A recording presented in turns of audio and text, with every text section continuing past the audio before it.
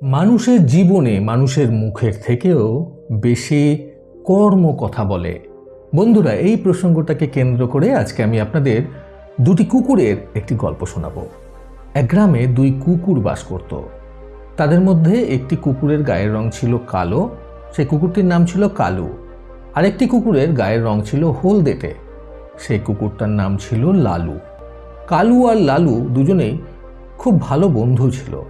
একদিন কালু আর লালু গ্রামের মধ্যে ঘুরে বেড়াতে বেড়াতে কালু লালুকে উদ্দেশ্য করে বলল, লালু চল, আমরা হাঁটতে হাঁটতে বরং তীর্থযাত্রা করে আসি। লালু কালুর কথায় সম্মতি জানালো এবং তারা দুজনে বেরিয়ে পড়ল তীর্থযাত্রা করার উদ্দেশ্যে। গ্রামের পর গ্রাম হেঁটে যেতে যেতে একটি গ্রামে গিয়ে তাদের দুজনেরই চোখ পড়ল ছোট ছোট কিছু মুরগির ছানা ঘুরে বেড়াচ্ছে রাস্তার উপরে। সেই মুহূর্তে তাদের ভীষণ খিদেও পেয়েছিল।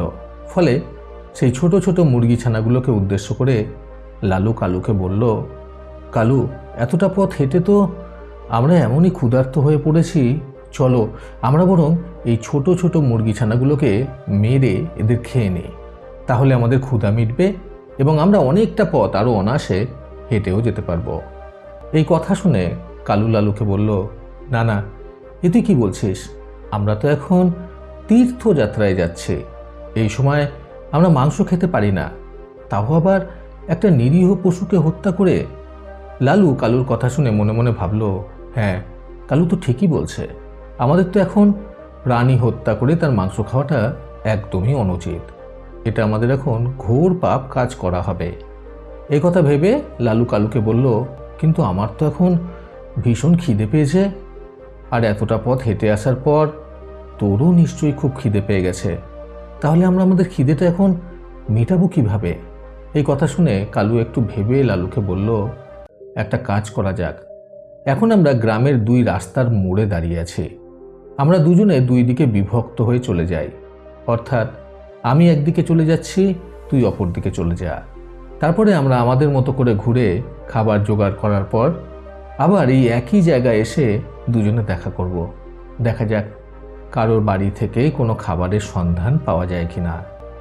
এই কথা শুনে লালু কালুর কথায় সম্মতি জানালো এবং সেই মুহূর্তেই তারা দুই রাস্তার মোড় থেকে দুদিকে বিভক্ত হয়ে যে যার মতো চলে গেল খাবারের সন্ধান করতে। কালু গ্রামের এক প্রান্তে এসে পথে ঘুরতে ঘুরতে এক পুরোহিতের বাড়ির সামনে এসে দেখল ঘরের বারান্দায় পুরোহিতের বউ পুরোহিতের জন্য খাবার থালা তৈরি করছে এবং পাশেই পুরোহিত পাতকুয়া থেকে জল নিয়ে হাত পা ধুচ্ছে। পুরোহিতের জন্য তৈরি খাবার থালায় রাখা ছিল রুটি, লুচি, সবজি এবং পায়েস। কালু সেখান থেকে একটা গোটা রুটি ছো মেরে তুলে নিয়ে চলে আসলো এবং পুরোহিতের বাড়ির সামনে একটু জঙ্গল মতো জায়গায় আড়ালে বসে চুপটি করে সেই রুটিটা ছিঁড়ে ছিঁড়ে খেতে লাগলো। পুরোহিতের স্ত্রী চিৎকার করে উঠল কালু রুটিটা তুলে নিয়ে চলে যাওয়ায়। পুরোহিত এসে তার স্ত্রীকে শান্ত করে বলল, ছাড়ো ছাড়ো, কুকুরটা হয়তো ভীষণই ক্ষুধার্ত ছিল, সেই কারণেই রুটি খেতে এসেছে। ভেবে নিও এই সব কিছুই কৃষ্ণের লীলা ব্যতীত আর কিছুই নয়। এই বলে জঙ্গলের পিছন দিক থেকে কালুকে দেখতে পেরে পুরোহিত কালুকে ডাকলো এবং কালু পুরোহিতের কাছে আসতেই পুরোহিত তার থালায় রাখা আরও কয়েকটি রুটি লুচি কালুর দিকে বাড়িয়ে দিল তার খাওয়ার উদ্দেশ্যে। কালু মহা তৃপ্তি করে সেই রুটি লুচিগুলো খেতে লাগলো। অপরদিকে লালু গ্রামের অপর প্রান্তে গিয়ে এক কৃষকের বাড়ি দেখতে পেল এবং সে দেখল সেই কৃষকের বাড়ির দালানে বসে কৃষকের স্ত্রী কৃষকের জন্য খাবার থালা তৈরি করছে। কৃষক পাশেই হাঁটাহাঁটি করছে। কৃষকের জন্য তৈরি খাবারের সেই থালাতেও রাখা ছিল কয়েকটি রুটি এবং এক বাটি ডাল। লালু দৌড়ে এসে সেই থালা থেকে একটি রুটি মুখে করে তুলে নিয়ে চলে যেতেই যাবে, এমন সময় কৃষক এটা লক্ষ্য করতে পেরে তার হাতের কাছে থাকা একটা মোটা লাঠি লালুর দিকে তাক করে ছুঁড়ে মারল। সেই লাঠিটা এসে লাগে লালুর পায়ে। লালু পায়ে আঘাত পেয়ে পড়ে যায় সেখানে পড়ে যাওয়ার পর কৃষক এসে সেই লাঠিটা তুলে নিয়ে লালুর পিঠে সেই লাঠিটার সাহায্যে জোরে জোরে কয়েকখানা আঘাত করে। এতে লালুর পিঠ ভেঙে যায়।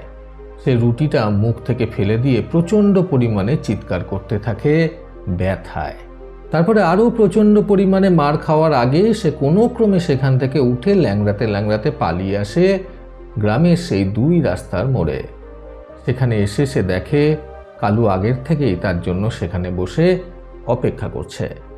লালুকে ওই রকম মরণাপন্ন অবস্থায় এসে উপস্থিত হতে দেখে কালু ভীষণই অবাক হয়ে যায় এবং সে তাড়াতাড়ি করে তার দিকে ছুটে গিয়ে তাকে জিজ্ঞাসা করে, তোর এরকম অবস্থা হলো কিভাবে?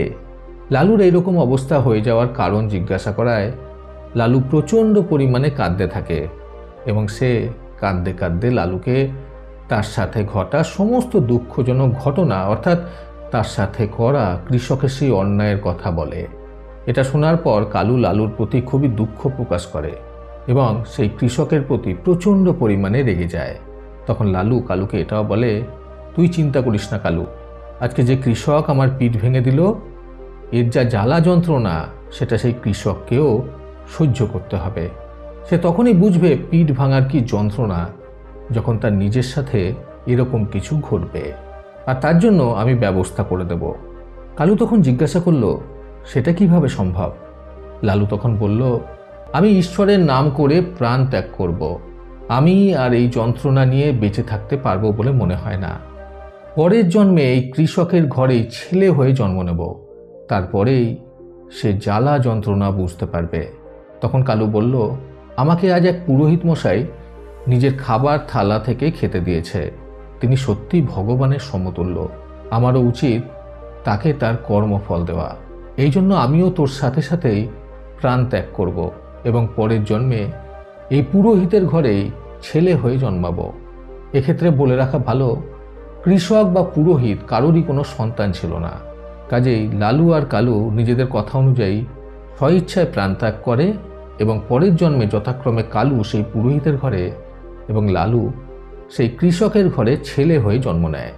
ছেলে জন্মগ্রহণ করার কারণে কৃষক এবং পুরোহিত দুজনেই খুবই আনন্দিত ছিল, কিন্তু কৃষকের এই আনন্দ বেশি দিন টিকল না। পুরোহিতের ঘরে ছেলে জন্মগ্রহণ করার পর থেকে পুরোহিতের মান সম্মান প্রচণ্ড পরিমাণে বৃদ্ধি পেল। খুব শীঘ্রই পুরোহিত মশাই রাজসভায় রাজ পুরোহিতের কাজে নিযুক্ত হলেন এবং রাজার জীবনের সঠিক সুবর্ণনা করার কারণে তিনি রাজার কাছ থেকে অনেক উপহার পেলেন। খুব শীঘ্রই সেই রাজপুরোহিত প্রচণ্ড পরিমাণে ধনী হয়ে উঠল। এইভাবে ধীরে ধীরে তার ছেলে খুবই সুন্দরভাবে ভদ্র নম্র সভ্যতার সাথে বড় হয়ে উঠল। অপরদিকে কৃষকের ঘরে ছেলে জন্মগ্রহণ করার পর থেকে কৃষকের কাজবাজ একদম ডুবে গেল। বন্যা হয়ে বন্যার জলে কৃষকের চাষের জমি পুরো ভেসে গেল। খুবই কষ্ট করে কৃষকের ছেলে ধীরে ধীরে বড় হয়ে উঠল। না তো সে পড়াশোনা শিখতে পেল, আর না তো হয়ে উঠল ভদ্র নম্র সভ্য। খুবই বকাটে একটা ছেলে তৈরি হলো কৃষকের ছেলে। যখন রাজপুরোহিত আর কৃষক উভয়ের ছেলের বিয়ে দেওয়ার বয়স হলো, তখন পুরোহিত নিজের ছেলের জন্য খুবই সুন্দর শিক্ষিতা বিনম্র একটা মেয়ের সাথে নিজের ছেলের বিয়ে দিয়ে দিল। কিন্তু কৃষক নিজের ছেলের বিয়ে দেওয়ার জন্য মেয়ে খুঁজে পেল না, কারণ এই বকাটে ছেলেকে কেউ বিয়ে করতে চাইল না। অনেক খোঁজাখুঁজি করার পর যদিও বা একটা মেয়ে খুঁজে পেল, কিন্তু তার সাথে বিয়ে দেওয়ার 1 মাসের মধ্যে কৃষকের ছেলে এক দুরারোগ্য ব্যাধিতে মারা গেল। তখন কৃষক কাঁদতে কাঁদতে নিজের স্ত্রীকে বলল, আমার বুড়ো বয়সের একমাত্র বেঁচে থাকার সম্বল অর্থাৎ আমার ছেলে, যে কিনা আমার শিরদাঁড়া ছিল, সেই আজকে আমাকে ছেড়ে চলে গেল। এবার আমার কি হবে? এই বলে সে কপাল থাবড়াতে থাবড়াতে কাঁদতে লাগলো। কৃষকের ছেলে মারা যাওয়ার কয়েক মাসের মধ্যেই কৃষকের স্ত্রী অসুস্থ হয়ে পড়ল এবং সেও মারা গেল। এইভাবে কৃষকের সংসার পুরো ছাড়খাড় হয়ে গেল। একটা নিরীহ অবলা জন্তুর পিঠ ভেঙে দিয়ে তাকে প্রায় মৃতপ্রায় অবস্থায় করে সেই কৃষক যে কর্ম করেছিল, সেই কর্মের ফলস্বরূপ আজকে তার নিজের পিঠ ভেঙে গেল কর্মের পরিহাসে। অন্যদিকে রাজপুরোহিত মশাই নিজের ছেলে, ছেলের বউ, স্ত্রী নিয়ে খুবই সুখে শান্তিতে সংসার করতে লাগলো। তাদের জীবনে দুঃখ বলে আর কিছুই রইল না। তার মান সম্মান বৃদ্ধি পেল, তার ধন সম্পত্তি, অর্থ কোনো কিছুরই আর কোনো অভাব হলো না। এটাই ছিল কর্মফল সংক্রান্ত আজকের গল্প। বন্ধুরা, নিজের কর্মকে ভালো করতে আজকের গল্প থেকে শিক্ষণীয় 3টি কথা কখনো ভুলবেন না।